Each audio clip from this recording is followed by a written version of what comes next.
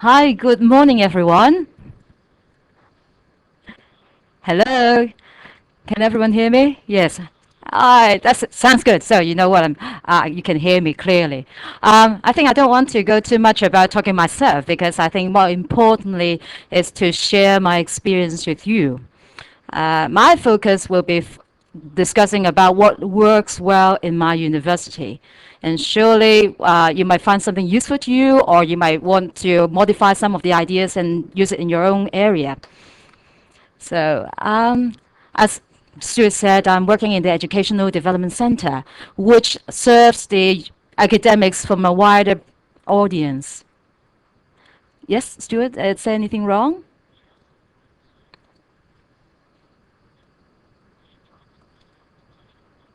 Yes. Yeah. Okay, right.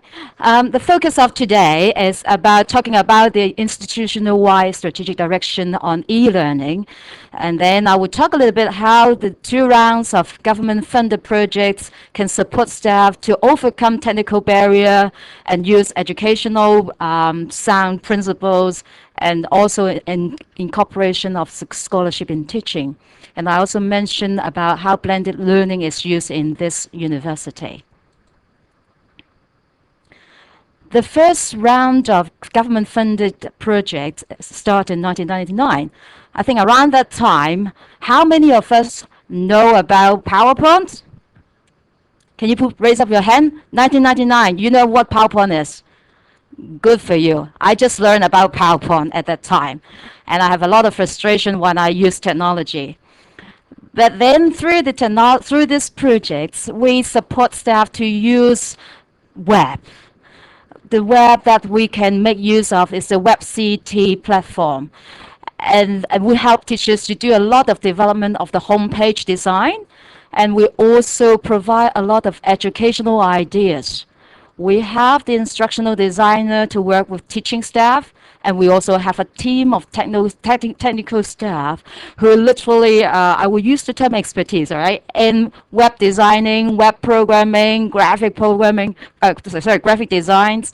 So we work very closely with a team of technical staff with academic staff. And through these 2 years, we actually developed over 200 projects for staff. And staff doesn't need to worry about the technical sort of barrier that they have to encounter. And then after that, there's another round of government-funded projects. In this round, we have a new element.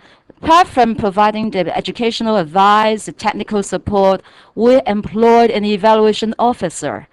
The evaluation officer has an important role in providing feedback to the staff. And that we focus on the enrichment of the teaching contents. We also look into the possibility to use other learning technologies such as the use of PDA, and also we focus on the evaluations, whether it helps students learning. Here is the sort of processes we go through. When teachers came to us, the teachers just provide us a very brief proposal, the intent of what they want to use technology for. And that we have to go through the planning phases with the academic staff. We have a one-stop shop meeting. In the meeting, we would like to know what the teachers want. If they haven't got much ideas, we will brainstorm other educational ideas with them. And we also look into whether it's practical or not in terms of whether it's feasible to do it through the web. And at the same time, in the initial meeting, we also look at the evaluation plan. That is, what sort of impact would they expect on student learning? And after that, the teachers will provide us some ideas in terms of what teaching activities that they would like to adopt in the online environments. And we will start building the learning tasks for the teachers. In the whole process, what we have found very important between the teachers and the staff, the technical team and the evaluation officer is a clear communication. We teach the students how to use the web. We explain to the teachers what the tools are for. The evaluation officer provide collecting data to the teachers so that the teachers got the feedback from the students' experience. So these are the sort of we call a life cycle for a single project. As I said, the key ideas that works well for this project is the good communication between the teachers with the development team. The teachers will tell us what they want, and we will provide strategies in terms of what things they can do, and we will build a website for the teacher. And on the other side is the evaluation team is to provide collecting the feedback for the teacher.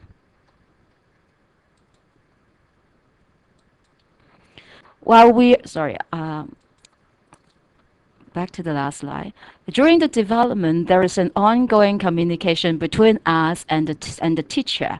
The teacher will preview the deliverable that we have created for them, and they will give us feedback, and we will do further modification before the teachers use it for teaching.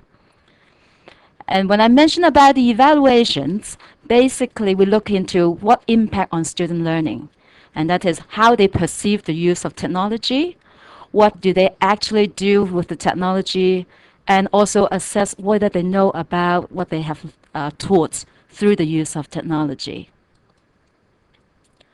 An evaluation officer will collect the data from the website in terms of how often they visit the website, whether they do online discussions, and we will also provide a survey with the students. And sometimes we will have the focus group meeting to discuss about any learning issues when they use the technology. And we also examine whether the students have improved in terms of the examination results. Through the 2 rounds of funded projects, we have established a model that helps us to go through the cycle, the planning, the design and development, the implementation, as well as the evaluation. Over those years, we have established quite a good experience in terms of how the central support team work with teaching staff. And over time, we have seen the growing size of interest from the academics to use technology. And what happened is there's a strong impact on the whole university. Instead of using the government-funded project, actually now we have currently a new section developed since 2005. And the e-learning development and support sections is now an established section within the Educational Development Center. So it's not a short-term strategy, it's an ongoing continuous strategy to support staff. With this new section, we still have this pedagogical advice, which provide the technical support and the evaluation services. But what's more, we have employed experienced instructional designer to provide staff development activities. It can be run in our center, it can be run in the departments. Moreover, there's one more attraction to staff. And with the vice presidents, there is a annual funding or over the 3 years that they can apply for funding to develop innovative practice. And in the past 2 years, we have extreme good responses. Teachers who come to us for free support or to come to apply for funding to develop their own projects. So I have very briefly go through what we have done through in the past 8 years in the last 5-10 minutes. But in those years, we have a solid sort of principle that we use. The guiding principles are actually to look into what are the intended learning outcomes the teachers want to develop in their own subject and within their own program. With the support of the sections and the project staff, we start to build blended learning tasks for the teachers and also blended learning assessment for the teachers. At the moment, we're still exploring all this effort in terms of how it impact on the student learning behavior as well as their results. Now, I think the next 5 to 10 minutes, I'm going to show you some examples to give you a sense what we mean by the design and development support for teaching staff. As we know, our universities are still pretty much a campus-based program provided for students. So majority of the students' time is on going for face-to-face lectures and tutorial. But then almost all the program has an online component. Teachers are supported by the use of WebCT that they can put any materials there. But more, we can provide additional sort of learning activities for them. The whole idea is not just impact on the teaching in the face-to-face setting. What we would like to see is the students do more preparation before as well as after the face-to-face sessions. What does it mean to us? Now, before the lectures, we can make use of the WebCT facilities. We can set up polling, online quizzes, or open essay questions so that the student can respond to us whether they have prepared for the lesson. And with the WebCT, we can easily set these questions up and also point them to the most current issues that they have to look and discuss about. With the WebCT tools, that they can select some close-ended questions. What it implies to us is that once we have set up all these online learning tasks, the teachers can easily monitor in terms of the student progress, how much they know about and how much they don't know about. We can easily compile the responses from the students so that we know whether there are common errors or misconceptions before they attend the sessions. And at the same time, we can easily check there are few key concepts the students might have problems.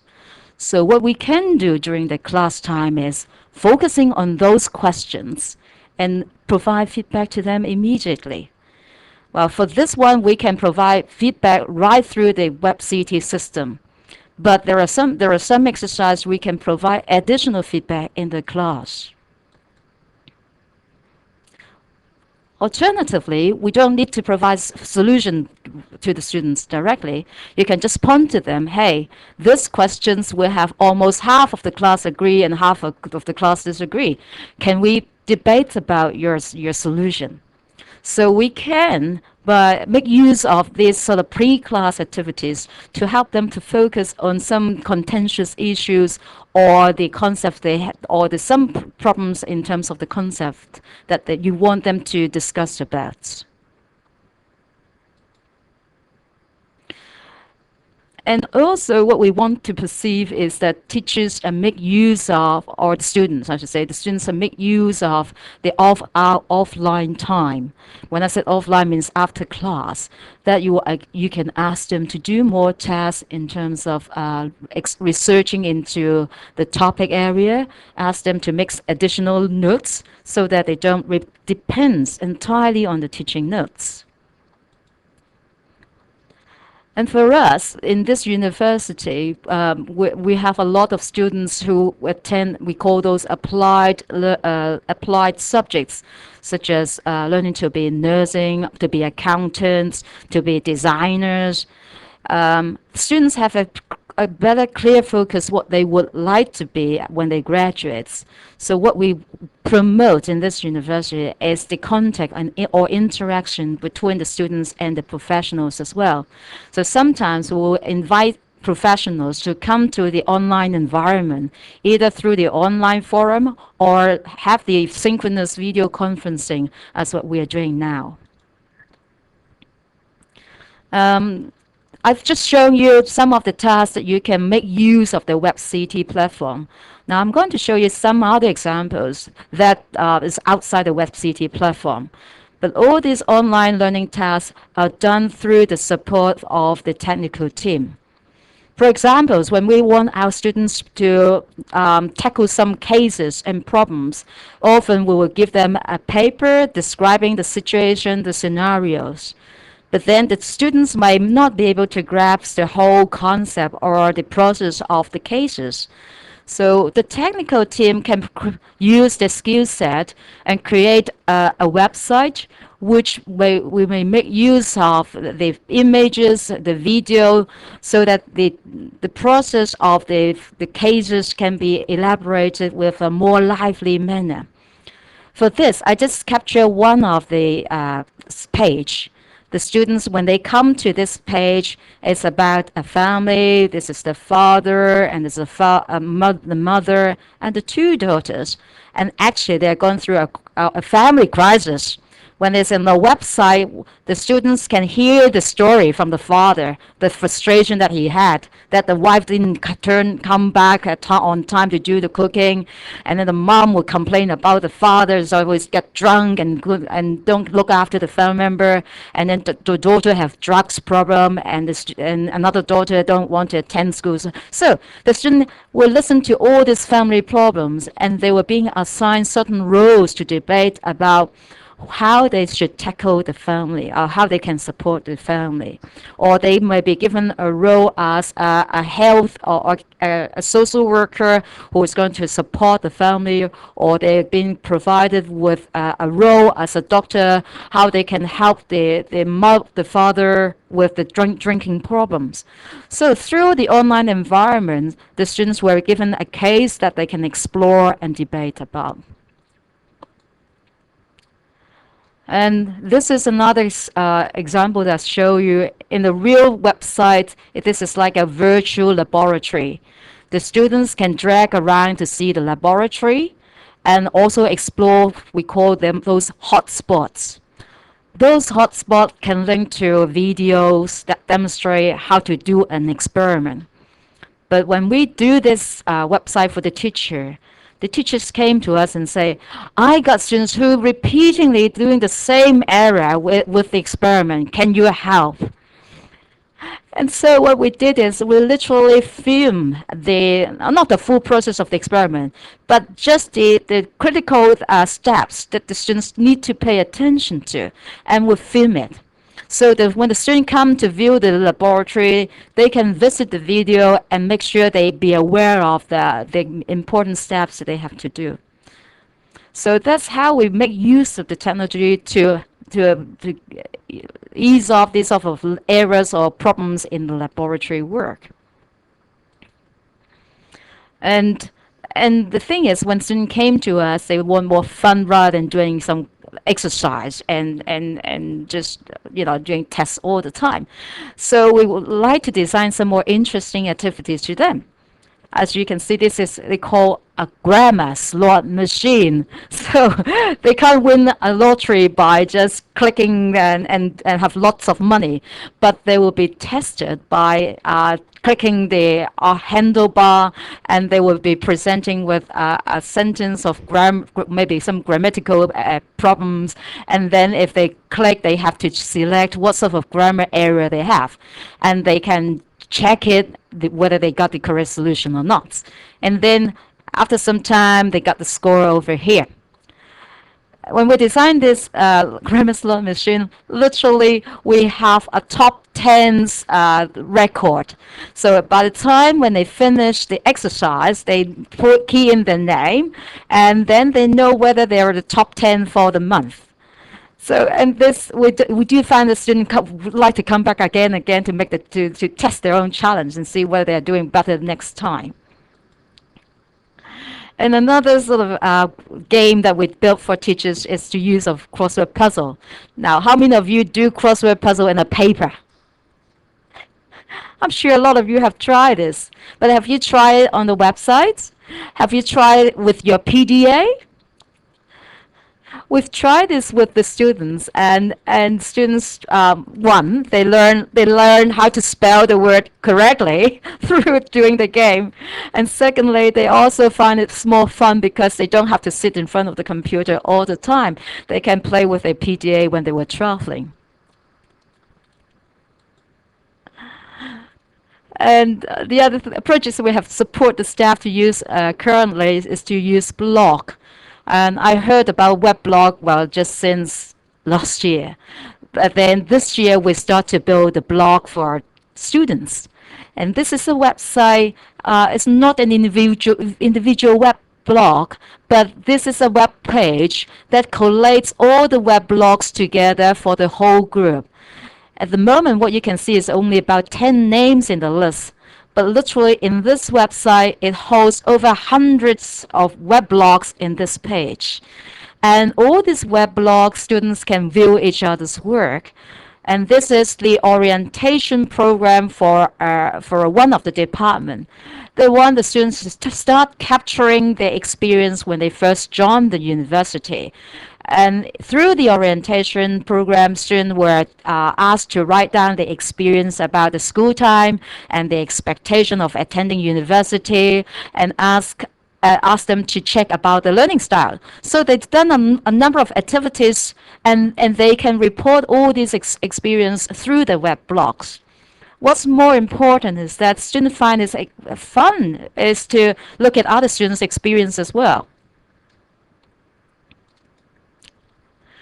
This is another weblog, but this weblog the teachers want to use it because the teachers want students to learn how to write news articles.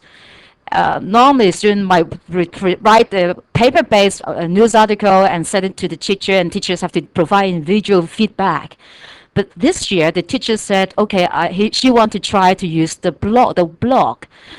And she got the student to focus on certain areas. Students can choose to write the local news, the main news, or sports and entertainment. They can choose certain area to write about. And guess what? I mean, we are quite surprised in terms of what the students produced through the blog. I mean, here it's just a static page, but in a live website, is a lot of written descriptions or comment between peers. They make use of YouTube and point to some interesting video. They create their own images, they post it up and provide their own slides. Students become so creative to use the multimedia when they report news. And teachers was very impressed in terms of the quality of the work that's been done. To sum up the exercise or the type of activities that you've seen, one thing we really want to encourage is the interaction between students. And it's not just between students, it's also between students as well as with teachers, as well as with the professionals. As the blended environment, we can see some students benefit a lot of the instantaneous feedback or instantaneous interaction between the teachers and the students. But we also find quite a number of students playing very passively in the classroom, particularly in the math lectures. And given the online environment, we start to see more and more active engagement with students, even though we still observe some passivity in the online part. However, the more we use technology, we see that there is a growing size of students become more active in both environments. And there was definitely decreasing number of students who just play silent or expecting the teachers to do all the work for them. I think I want to sum up the short presentation that I did. One thing is we really want to focus on the alignment in terms of the intended learning outcome, the learning experience, as well as the impact on students' learning. Given the support that we have through the government-funded projects and also now the in-house sections, we see the benefit of the collaboration between the academic staff with the centralized support center, which help them to overcome the technical barrier. They see the alternative ways of building more and more interesting learning tasks for the students. And we are really looking forward to see more innovative practice through the funded projects as well. I think we definitely see a lot of potential to use the technology to enhance the learning experience. This is my presentation here from Hong Kong. I welcome questions from the audience and like to share more with you.